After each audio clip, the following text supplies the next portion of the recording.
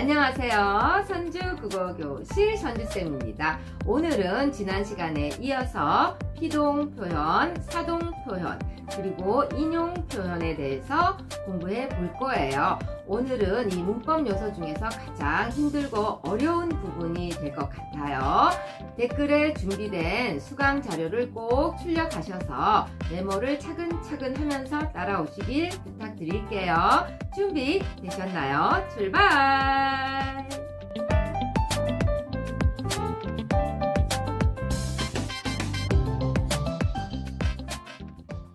먼저 피동 표현부터 하겠습니다. 문장은 동작이나 행위를 한 주체를 주어로 하느냐 아니면 당한 대상을 주어로 하느냐, 여기에 따라서 능동문과 피동문으로 나눌 수 있어요. 여기서 잠깐! 문장은 어떤 표현으로 쓰이느냐에 따라서 능동문, 피동문, 주동문, 사동문 이렇게 나누어서 불러요. 또 문장에서 주로 서술어로 기능하는 동사는요, 자동사와 타동사로 나눌 수 있는데 자동사는 목적어를 필요로 하지 않는 동사를 가리키는 표현이고요. 타동사는요, 목적어를 반드시 필요로 하는 동사를 가리키는 거예요.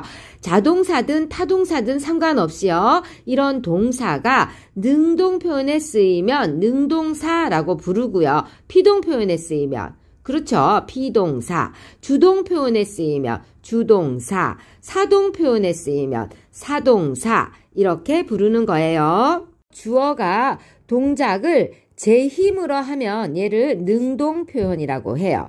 그럼 주어가 동작을 당하는 표현은요, 얘는 피동 표현이라고 부릅니다. 그러니까 주어가 피해자이면 피동 표현, 이렇게 기억을 하세요. 그래서 피동 표현은 화자나 필자의 의도나 심리를 담고 있을 때가 많아요. 예문을 보겠습니다. 경찰이 도둑을 잡았다라는 문장은요, 서술어가요. 잡았다가 되죠. 누가 잡았어요? 경찰이 잡았죠. 여기가 주어가 되고요. 무엇을 잡았어요? 도둑을 잡았죠. 여기가 목적어가 되는데요.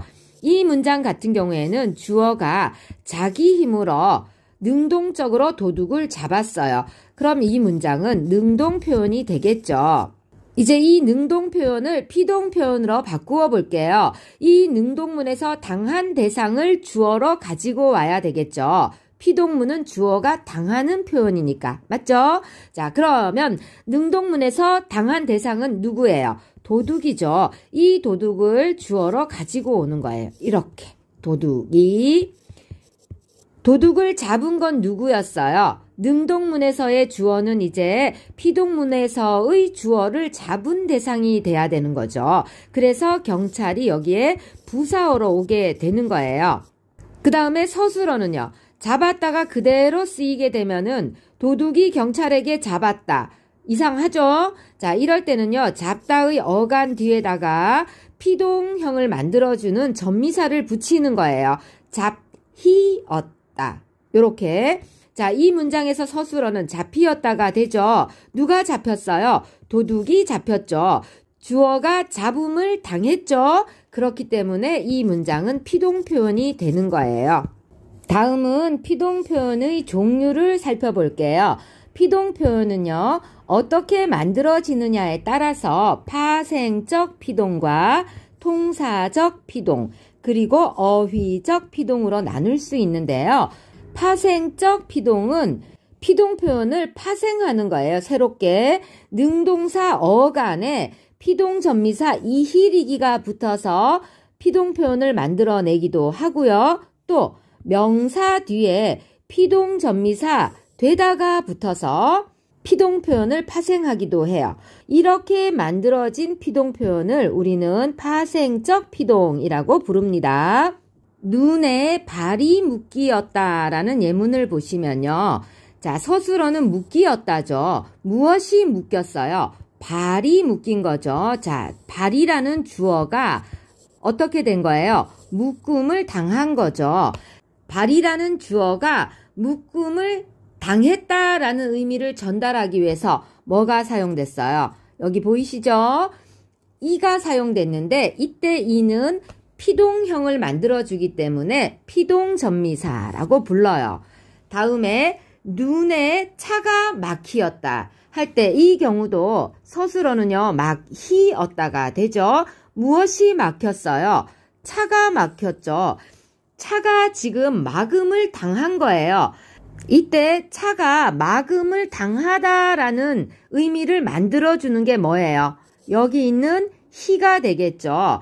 막다라는 능동사를 막음을 당하다라는 피동의 의미를 가진 말로 파생을 시켰죠. 그래서 얘도 피동전미사가 되는 거예요. 그 다음에 운동화의 끈이 풀리었다. 여기서도 서술어는 풀리었다가 되죠. 무엇이 풀렸어요? 끈이 풀렸죠. 자, 끈이 풀물 당한 거죠. 풀다라는 능동사 어간 뒤에 리가 붙음으로 인해서 자, 무슨 의미를 만들어냈어요? 풀물 당하다라는 의미를 만들어냈죠. 이때 리도 그럼 뭐가 되는 거예요? 피동전미사가 되는 거죠. 자, 그 다음 아기가 나에게 안기었다. 서술어는요, 안기었다가 되죠. 누가 안겼어요? 아기가 안겼어요.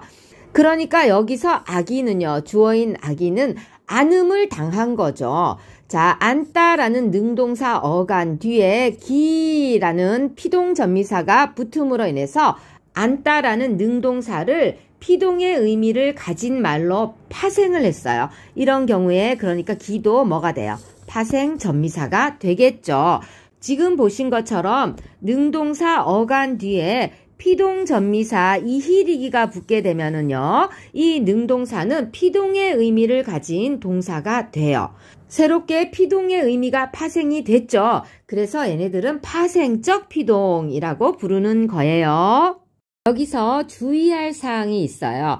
일상에서 우리는 묶이었다, 막히었다, 풀리었다, 안기었다처럼 형태소를 다 풀어서 사용하지는 않죠. 묶이었다 같은 경우에는 묶였다와 같이 쓰고요. 막히었다는 막혔다라고 쓰죠. 또 풀리었다는요. 풀렸다. 또 안기었다는 안겼다와 같이 자, 피동전미사와 뒤에 있는 시제선어말 어미가 축약된 형태로 쓰여요. 그러면 우리는 이런 형태로 나왔을 때 서술어가 얘들을 형태소를 풀어야 돼요. 형태소를 풀어가지고 아, 여기에 피동전미사 뭐가 쓰였구나. 그래서 얘는 피동표현이구나 하는 걸 찾을 수 있어야 됩니다. 다음은 명사 뒤에 피동전미사 되다가 붙어서 파생적 피동이 만들어지는 경우가 있어요. 우리가 여기서 또 하나 새롭게 주의해야 될 게 보이는데요. 되다라는 말은 있잖아요. 얘는 동사로도 쓰이고 형용사로도 쓰여요. 단독으로 쓰일 때는 얘가 동사나 형용사라고 보시면 되고요. 그런데 명사 뒤에 붙어서 이 명사를 동사로 만들어 버린다. 이러면 얘는 동사 파생 전미사가 되는 거예요. 또 얘가 명사 뒤에 붙어서 형용사를 만들어 버린다. 그러면 형용사 파생 전미사라고 부르면 돼요. 여기서는요, 되다가 명사 뒤에 붙어서 피동사를 만드는 경우가 되겠죠. 그러면 피동전미사라고 부르면 되는데요. 예문을 볼까요? 도둑이 경찰에게 체포되었다. 서술어는요, 체포되었다가 서술어가 되고요. 누가 체포된 거예요? 도둑이 체포되었죠. 여기가 주어가 되는데 지금 이 문장에서 주어인 도둑은 체포를 당한 거죠. 그래서 이 문장은 피동표현이 맞는데요. 어떻게 해서 피동표현이 되었느냐?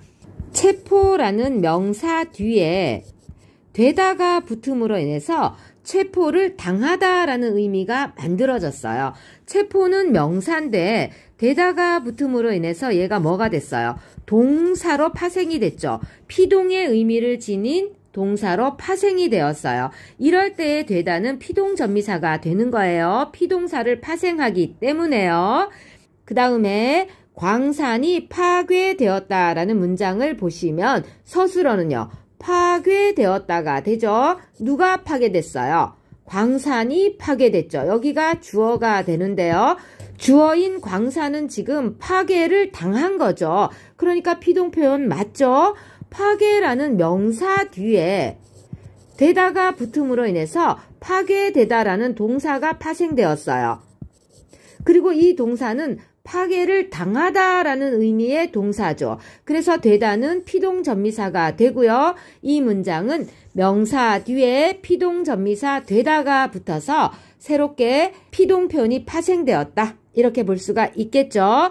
자, 그래서 능동사 어간 뒤에 피동전미사 이히리기가 붙거나 명사 뒤에 피동전미사 되다가 붙는 경우는 파생적 피동이라고 부릅니다.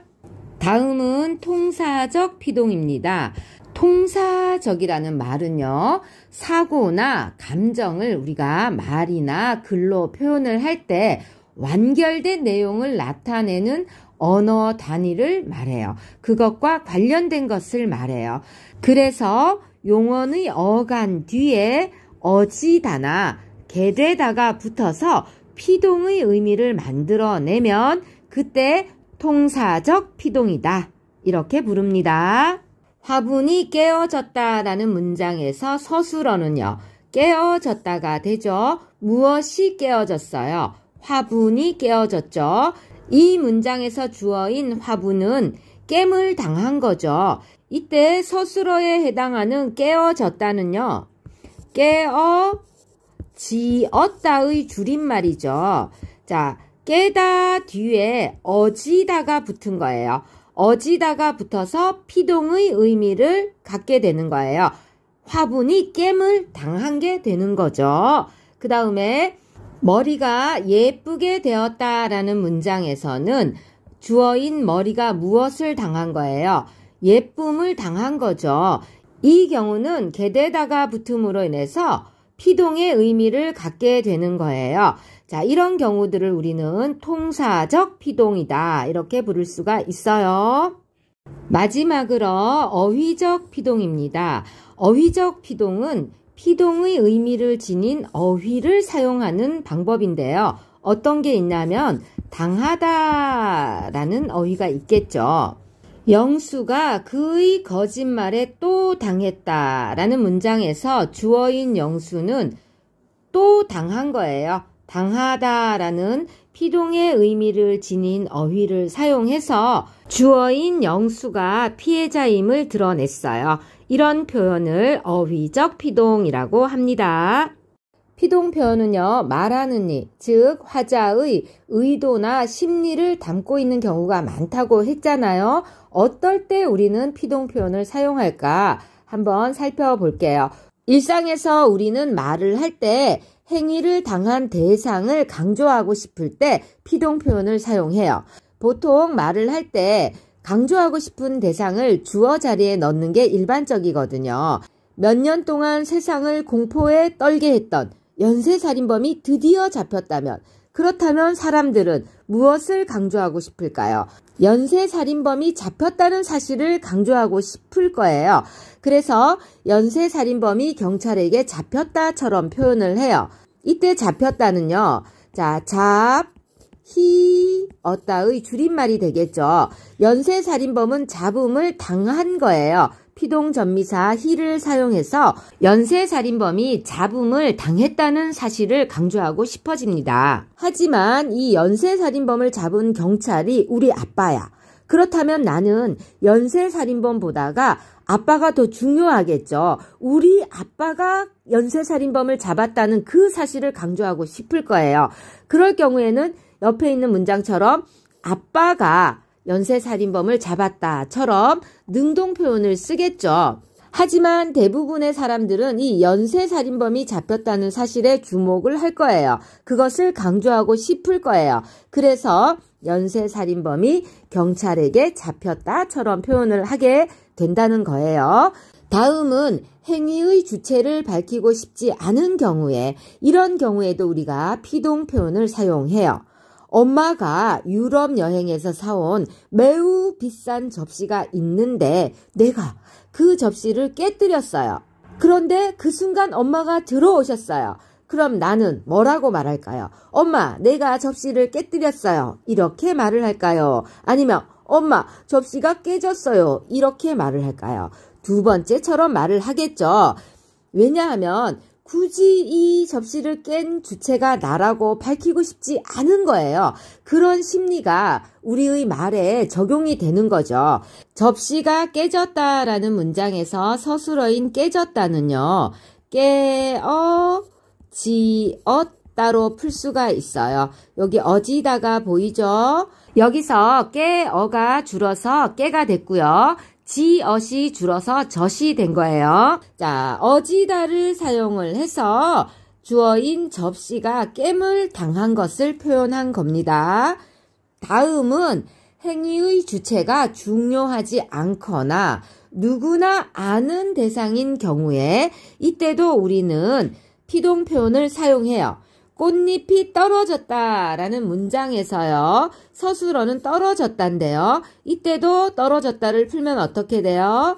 떨어지었다처럼 풀 수가 있죠. 요거 두 개가 줄어서 젖이 된 거예요. 자, 여기도 뭐가 보여요? 어지다가 보이죠? 꽃잎이 떨물 당한 거예요. 이렇게 행위의 주체가 그닥 중요하지 않거나 누구나 알 수 있는 대상인 경우에는 지금 보시는 것처럼 꽃잎이 떨어졌다와 같이 표현을 합니다. 그 다음 행위의 주체를 분명히 알 수 없는 경우, 요럴 때도 우리는 피동 표현을 써요. 생태계가 파괴되었다 같은 문장은요. 누가 생태계를 파괴했는지 그 행위의 주체를 분명히 알 수 없어요. 물론 생태계 파괴의 주범이 우리 인간이라고는 하지만 여러 가지 요인들이 복합적으로 작용을 했을 거니까요. 자, 이런 경우에 어떻게 하느냐. 파괴를 당한 생태계를 주어로 넣어요. 그런 다음에 파괴 뒤에다가 되다를 붙여서 피동 표현을 만드는 거죠. 그래서 생태계가 파괴되었다처럼 사용합니다. 비슷한 경우로 날씨가 따뜻해졌다라는 표현도 있어요. 누가 날씨를 따뜻하게 만들었어요? 정확하게 알 수 없죠. 그래서 따뜻함을 당한 이 날씨를 주어로 넣고요. 그 다음에 따뜻해졌다처럼 피동 표현을 만들어서 사용을 해요. 이때 서술어 따뜻해졌다를 한번 풀어볼까요? 따뜻하다의 어간에다가 피동 표현인 어지를 붙이고요. 과거 시제 선어말 어미 어시 붙고요. 그 다음에 평소형 종결어미 다가 붙었어요. 이때 하와 어가 축약이 돼서 해가 된 거예요.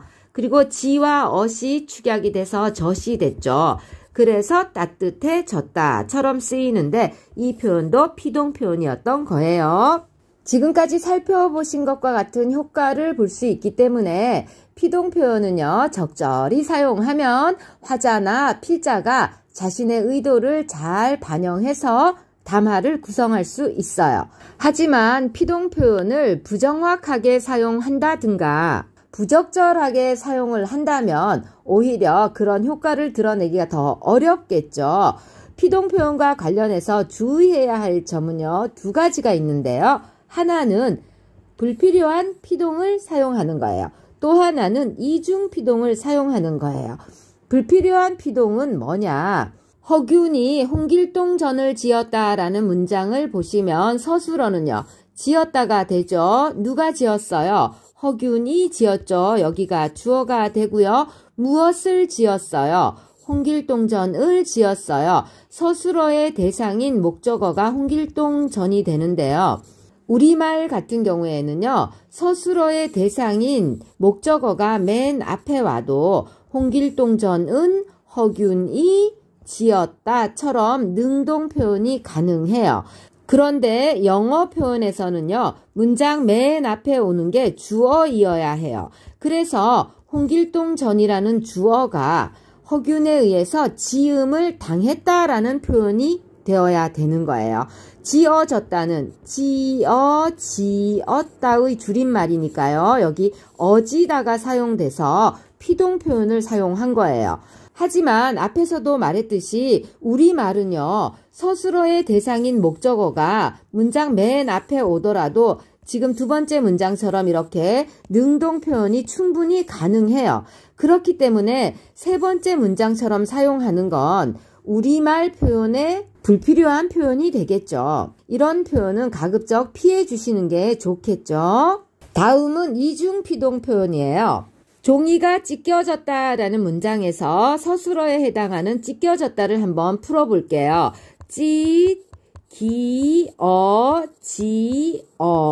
다와 같이 풀 수 있는데요. 찢다라는 능동사 어간에 피동전미사 기가 붙었어요. 그럼 어떻게 돼요? 피동사가 파생이 된 거예요, 이미. 그런데 여기에 뭐가 한 번 더 붙었나요?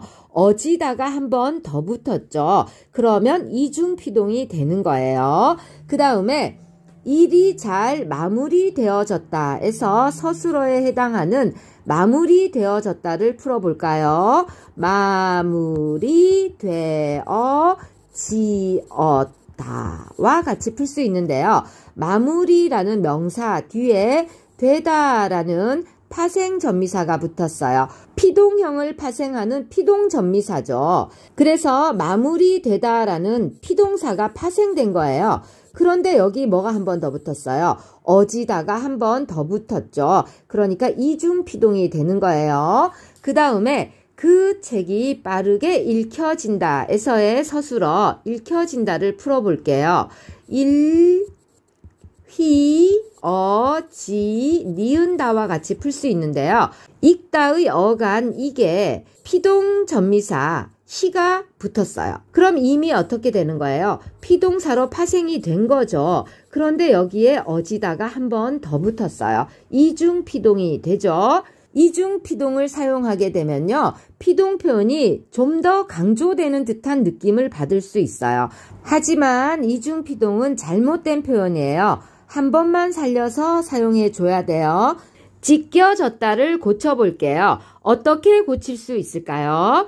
찢기었다처럼 기만 살리든가 아니면 찢어졌다처럼 어지다만 살리든가 해야 해요. 둘 중 하나만 사용하는 게 좋겠죠? 마무리되어지다는 어떻게 고칠 수 있어요? 이때는 어지다를 빼야 되겠죠? 마무리되었다 이렇게 고쳐야 되는 거예요. 되다만 살릴 수가 있어요. 이 경우는. 그 다음에 읽혀진다는 어떻게 고쳐볼 수 있을까요? 읽힌다 혹은 읽어진다 처럼요. 희나 어지다 둘 중에 하나만 사용해야 올바른 표현이 되는 거예요. 다음은 사동 표현을 공부하겠습니다. 문장은요, 주어가 동작이나 행위를 직접 하느냐, 아니면 주어가 동작이나 행위를 다른 사람이나 대상에게 시키느냐에 따라서 주동문과 사동문으로 나눌 수 있는데요. 여기서 주동이라고 하면 주어가 동작을 직접 하는 것을 말해요. 그럼 사동은 주어가 동작을 시키는 것을 말해요. 사동이라고 할 때 이 사자가 시킬 사자예요. 한자로요. 아기가 분유를 먹는다라는 문장을 보시면요. 서술어가 먹는다죠. 누가 먹어요? 아기가 먹어요. 주어가 직접 그 동작을 하죠. 그럼 이 문장은 주동 표현이에요. 문장 종류는 주동문이 되겠죠. 물이 병에 가득 찼다도요. 서술어가 찼다죠. 무엇이 가득 찼어요? 주어인 물이 가득 찼죠. 물이 병에 가득 차는 행위를 직접 한 것처럼 표현되었죠. 이런 표현도 주동 표현이에요. 문장 종류는 주동문이 되겠죠. 자, 다음은 엄마가 아기에게 분유를 먹인다라는 문장을 볼게요. 서술어는요. 먹인다가 되죠. 누가 먹여요? 엄마가 먹여요. 여기가 주어가 되고요. 누구에게 먹여요? 아기에게 먹여요. 당신이 직접 먹는 게 아니라 아기에게 분유를 먹게끔 하죠. 이런 표현을 우리가 사동 표현이라고 하고 문장 종류는 사동문이라고 부릅니다. 자, 다음은 엄마가 물을 병에 가득 채우었다라는 문장을 볼게요. 일상에서 우리는 채우었다라고 하기보다는 채웠다라는 축약형을 더 많이 쓰죠. 채웠다라는 서술어의 주체는 누구예요? 엄마죠. 엄마가 주어인데요. 주어가 스스로 병에 가득 찬 게 아니라 물이라는 대상을 병에 가득 차게 만든 거죠. 차게끔 시킨 거죠. 그래서 이 문장도 사동 표현이에요. 사동문이 되겠죠. 지금 보신 것처럼 주동문이 사동문으로 바뀔 때는 새로운 주어가 필요합니다. 엄마가 라는 새로운 주어를 사용했으니까요. 또 주동문에 쓰인 주동사가 자동사나 형용사일 때는요. 주동문의 주어가 사동문의 목적어로 바뀝니다. 그리고 주동문의 부사어는 그대로 부사어로 쓰입니다. 그런데 주동문에 쓰인 이 주동사가 타동사인 경우는요. 주동문의 주어가 사동문의 부사어가 되고요. 목적어는 주동문의 목적어는 그대로 목적어로 쓰이게 됩니다. 여기서 또 궁금한 거 생겼죠, 여러분. 자, 자동사가 뭐냐, 타동사가 뭐냐. 자, 목적어를 반드시 요구하는 건 타동사예요. 타동사는 목적어를 반드시 요구하는 거고, 자동사는 목적어를 필요로 하지 않는 동사예요.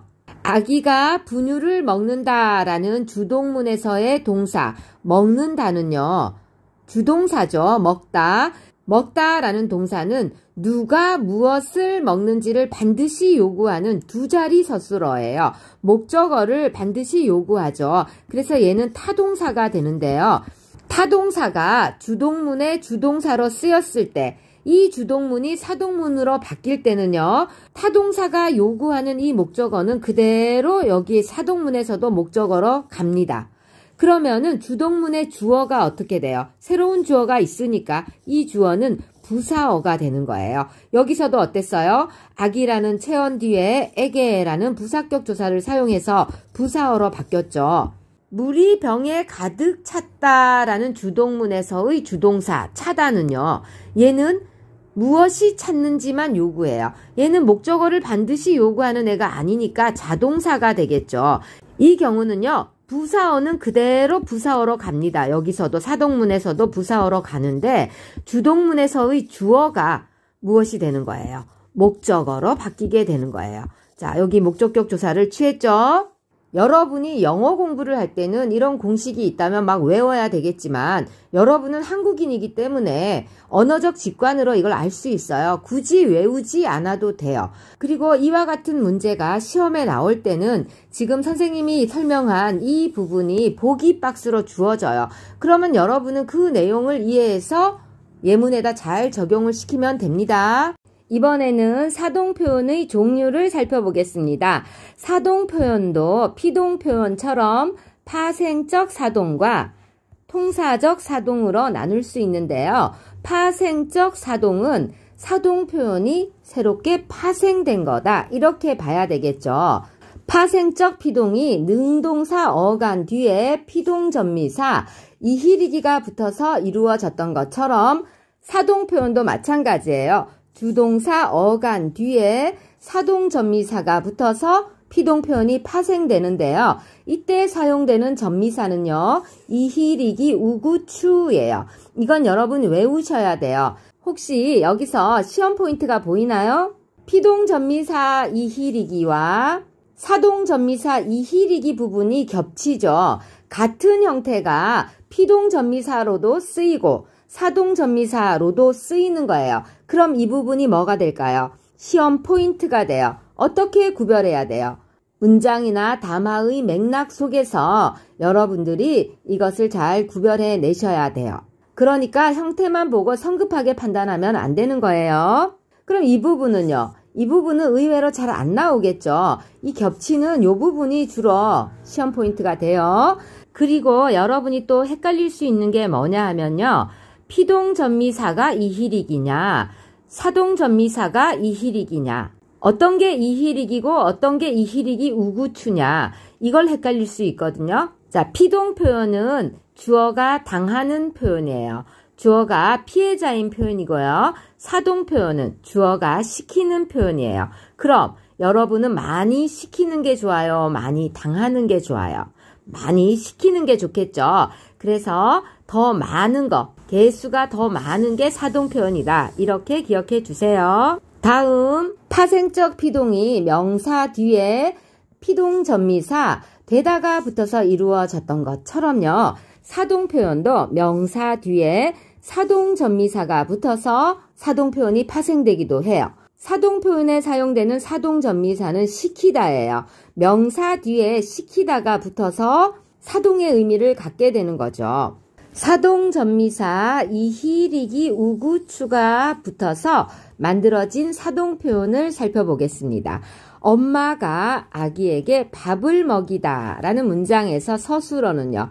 먹이다가 되겠죠. 누가 먹이는 거예요? 주어인 엄마가 먹이는 거죠. 누구에게 먹여요? 아기에게 먹이는 거예요. 아기가 밥을 먹게 하는 거죠. 이때 주동사 어간 먹 뒤에 사동 전미사 이가 붙었어요. 그래서 사동의 의미를 갖게 되는 거예요.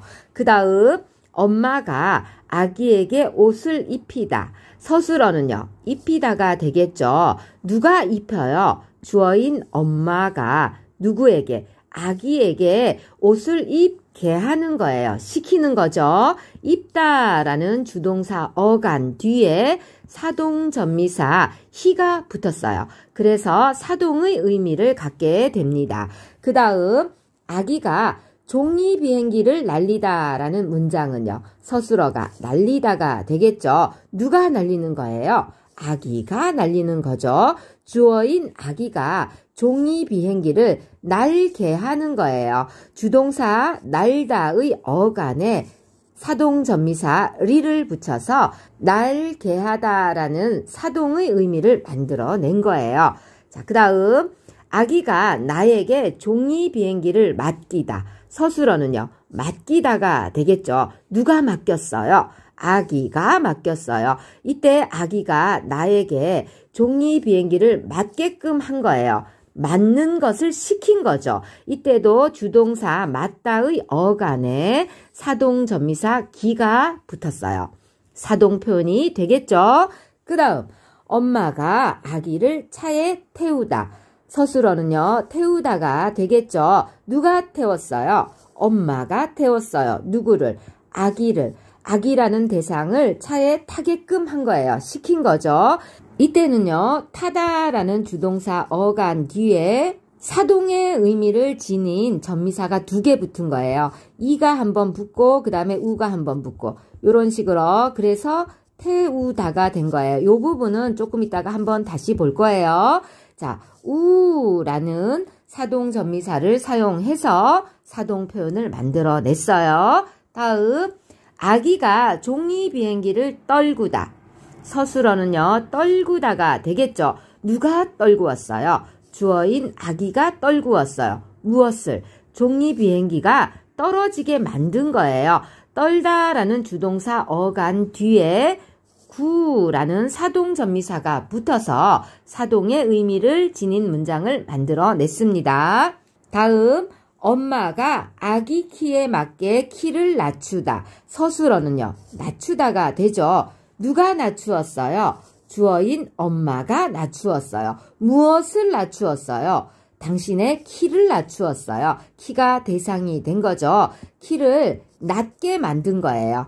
낮게. 자, 낮다라는 주동사 어간 뒤에 추라는 사동 전미사가 붙었어요. 그래서 사동의 의미를 지닌 문장을 만들어낸 거예요. 다음은 명사에 사동 전미사 시키다가 결합하여 만들어지는 사동 표현을 볼게요. 의사가 환자를 입원시키다. 서술어는요. 입원시키다가 되겠죠. 입원이라는 명사 뒤에 시키다가 붙어서 동사가 만들어졌어요. 그럼 이때 시키다는요.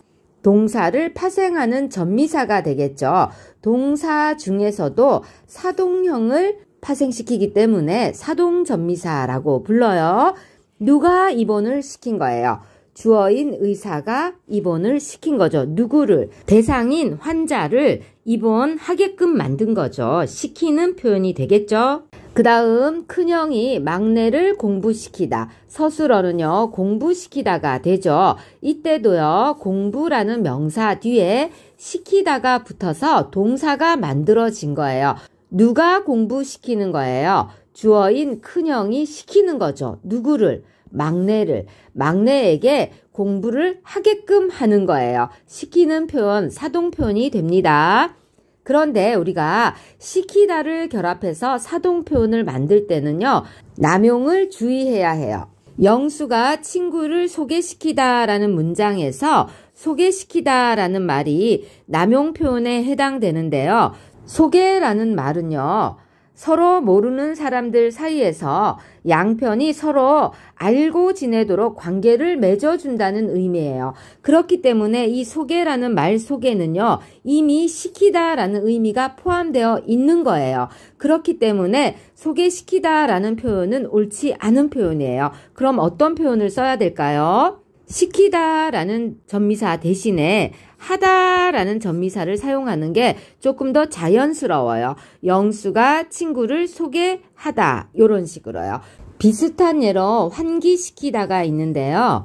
환기시키다 할 때 이 환기가 한자에 따라서 의미가 좀 다르긴 한데, 만약에 주의나 여론, 생각 따위를 불러일으키다 라는 의미의 환기라면 이때는 이 환기를 시키는 것보다는 하는 게 되겠죠.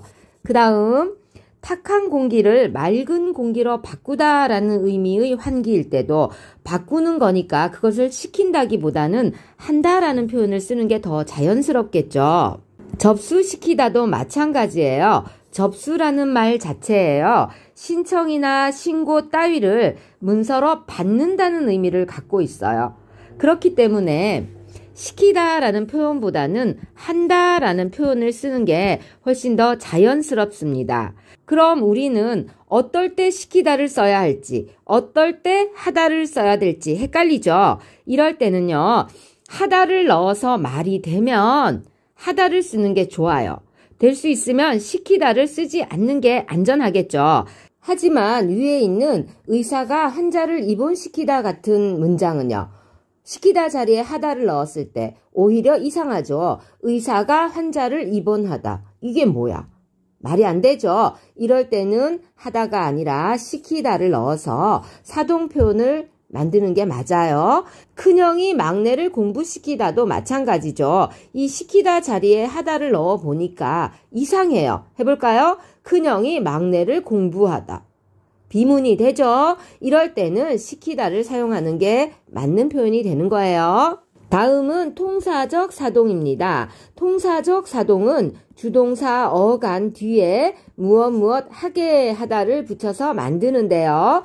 환자가 병원에 입원했다라는 주동문을 사동문으로 만들어 볼게요. 주동문이 사동문으로 될 때는 새로운 주어가 필요하다 했죠. 의사를 새로운 주어로 데리고 오면 의사가 누구를, 여기 주동문에서의 주어가 목적어가 되죠. 환자를 병원에 입원하게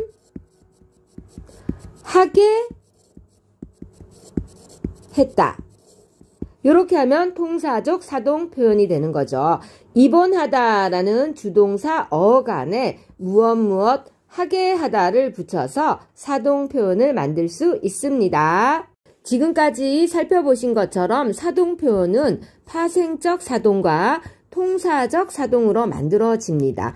그런데 이 두 가지가 의미에 있어서 약간의 차이를 보여요. 파생적 사동 같은 경우에는요, 일반적으로 중의적 의미를 갖는 경우가 많아요. 중의적이라고 하면요, 직접적 행위를 가리킬 때도 있고요, 간접적 행위를 가리킬 때도 있다는 말이 되는데요. 자, 예문을 보시겠습니다. 엄마가 아기에게 밥을 먹이다 라는 문장에서 서술어는 먹이다죠. 누가 먹이는 거예요? 엄마가 먹이는 거예요. 엄마가 대상인 아기에게 밥을 먹이는 건데 이때 이 먹이다의 의미가요. 엄마가 직접 숟가락으로 밥을 퍼서 아기의 입에 넣어주는 의미를 가리킬 수도 있고요. 이런 경우는 직접적 행위가 되겠죠. 아니면 밥상을 차려주고 밥을 먹어라 해서 아기가 밥을 먹게 할 수도 있겠죠. 이런 경우는 간접적 행위를 가리키는 거예요. 엄마가 아기에게 옷을 입히다 라는 문장도 마찬가지죠. 입히다 라는 서술어는요. 이 주어인 엄마가 대상인 아기에게 오른팔 끼고 왼팔 끼고 다리 넣고 하는 식으로 직접 입히는 행위를 가리킬 수도 있고요. 또 너 이 옷 입어라 하고 아기에게 옷을 내어주고 아기가 옷을 입게끔 만드는 그런 의미도 있을 수 있겠죠. 그래서 파생적 사동 같은 경우에는 대부분 중의적인 의미를 가질 때가 많아요. 하지만 통사적 사동은요. 언제나 간접적 행위를 가리켜요. 똑같은 문장인데 통사적 사동으로 만들어 보았어요. 먹이다를 먹게 하다로 만든 경우에는 어때요? 엄마가 아기에게 밥을 먹게끔 하다 라는 의미를 갖게 되니까 주어의 행위는 간접적 행위가 되는 거죠. 옷을 입히다도 마찬가지예요. 엄마가 아기에게 옷을 입게끔 하는 거죠. 이런 경우에는 간접적 행위를 가리키는 의미로 쓰인다. 이렇게 보셔야 되겠죠. 다음은 사동전미사의 복수 쓰임에 대해서 살펴볼 건데요. 사동 표현이 만들어질 때 일부 자동사들은요. 두 개의 사동전미사가 붙어서 사동사로 바뀌는 경우가 있어요. 앞에서 잠깐 나왔던 타다라는 자동사가 그런데요. 타다라는 자동사가 사동 표현이 될 때는요. 이 타다의 어간에 사동전미사 이가 붙어요. 그리고 사동전미사 우가 한 번 더 붙어요.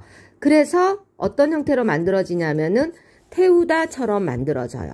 세우다도 마찬가지예요. 서다라는 자동사 어간에 사동전미사 이가 붙고 그 다음에 사동전미사 우가 한 번 더 붙습니다. 그래서 어떤 형태를 만드냐. 세우다와 같은 사동사를 파생해요. 이렇게 해서 우리는 지금까지 피동 표현과 사동 표현을 대략적으로 살펴보았어요. 이제 마지막으로 인용 표현에 대해서 살펴보겠습니다. 인용 표현은요, 앞에서 했던 피동 표현이나 사동 표현에 비하면 조금 쉽게 갈 수 있는 부분이기도 해요. 자, 어떤 것을 인용 표현이라 하느냐. 다른 사람의 말이나 글을 내 말이나 글 속으로 데리고 오는 거. 인용하는 것을 인용 표현이라고 해요. 인용 표현은요, 직접 인용과 간접 인용이 있는데요. 직접 인용은 말 그대로 직접 그 사람이 한 말을 직접 인용하는 거예요. 그러다 보니까 원래의 내용과 형식이 그대로 유지되겠죠. 그리고 그 사람이 한 말이니까 큰 따옴표를 사용해서 그 사람이 한 말임을 표시해줘요. 또 직접 인용의 부사격 조사 라고를 사용해요. 친구가 어제 나에게 얌마 너 내일 생파 올 거지? 라고 말했다라는 문장은 자, 친구가 어제 나에게 한 말을 그대로 여기에다가 큰 따옴표 속에다가 인용을 한 거예요. 그 친구가 한 말을 형식 그대로 유지하면서 데리고 온 거죠. 그리고 이때는요. 이게 직접 인용이라는 것을 보여주기 위해서 라고라는 인용의 부사격 조사를 써요. 부사격 조사니까 앞말과 띄워 쓰는 거 아니에요. 붙여 써야 돼요. 자, 이렇게 해서 직접 인용임을 표시해줘요. 그럼 간접 인용은 내용만 인용해 오는 거예요. 그렇기 때문에 인용절 속에 있던 시간 표현이라든가 높임 표현, 그리고 지시어, 종결어미 같은 것들을 바꾸어야 해요. 또 간접 인용이기 때문에 따옴표는 사용할 필요가 없겠죠. 하지만 간접 인용이라는 것을 보여주기 위해서 고라는 간접 인용의 부사격 조사를 사용해야겠죠. 친구가 어제 나에게 얌마 너 내일 생파 올 거지? 라고 말했다를 간접 인용으로 바꾸어 볼게요.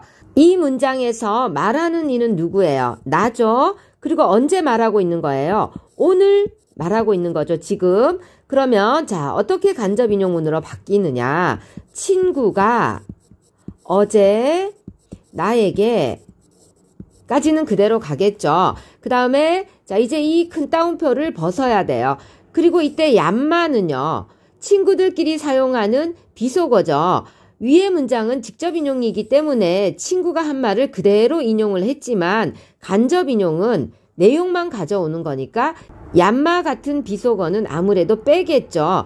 그리고 친구의 말 속에서 너는 지금 현재 말하는 나가 되겠죠. 그래서 요것은 나로 바뀌어야 돼요. 그래서 내가 내일은요. 어제 기준에서 내일이니까 말하는 시점이 오늘이니까 뭘로 바뀌겠어요? 오늘로 바뀌겠죠. 생파 올 거냐 고 말했다. 이렇게 바뀌겠죠. 그쵸? 의문형 종결어미도 친구 말을 직접 인용할 때는 올 거지 했지만 내가 간접 인용할 때는 올 거냐 이렇게 바뀌죠. 종결어미도. 그 다음에 인용격 조사도 직접 인용격 조사에서 간접 인용격 조사로 바뀌게 되는 거예요. 만약에 이 문장이 공적인 자리에서 간접 인용된다면 이럴 때는 생파라는 줄임말도 생일 파티로 풀어서 써주는 게 좋겠죠. 인용 표현을 사용할 때 우리가 꼭 지켜야 할 점이 있어요. 그건 바로 쓰기 윤리를 준수하는 거예요. 매우 중요한 사항이죠.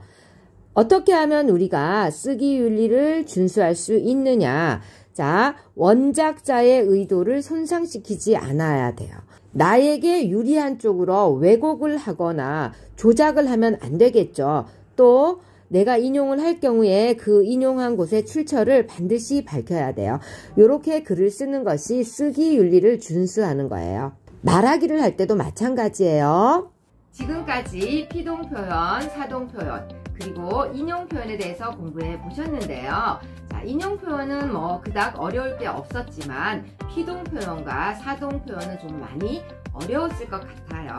자, 다시 한번 노트한 걸 보시면서 차근차근 정리하시기를 부탁드릴게요. 다음 시간에는 문법 요소와 관련된 문제풀이를 할게요. 여러분들의 실력을 좀 더 탄탄하게 다져볼 수 있을 거예요. 다음 시간에 또 만나요. 또 만나요. 또 만나요.